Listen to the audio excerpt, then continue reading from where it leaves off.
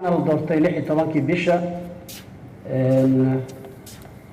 doorashadayna kadib kulankii koowaad aan yeelanay oo aan iska dooranay gudoomiye maalinka xigtay saas oo kale anagoo ka faa'iideysanayna waqtiga jira iyo cariiriga waqtiga aad ogtihiin waxa kulamo la tashi ah la yeelanay gudoomiyaha kumeel gaarka ah ee aqalka sare iyo xogayaha joogtada si shaqada aan u dardargelino waxaan sidoo kale kulamo la yeelanay guddiga doorashooyinka ee baarlamaanka oo aan isla garanay in xeerkan maanta aan ansixiseen in wax ka bedel lagu sameeyo oo aad ku mahadsantihiin inaad ogolaateen maanta in maanta la ansixiyo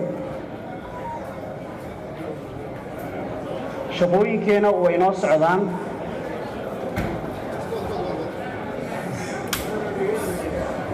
tobanka bisha oo maanta ah kulanka wada jirka ah ee baarlamaanka federaalka Soomaaliya oo qorshaheena koowaad uu ahaa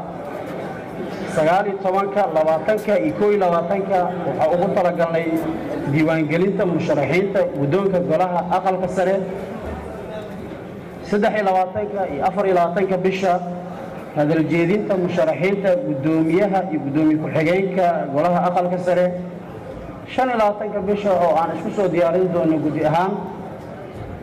doorashada guddoonka aqalka sare 26 bisha hadduu alla idmo insha Allah wixii kale warbixin ah xubnaha baarlamaanka aqalka sare iyo guddoonkaba insha Allah warbixintan waa idin la socodsiin doonaa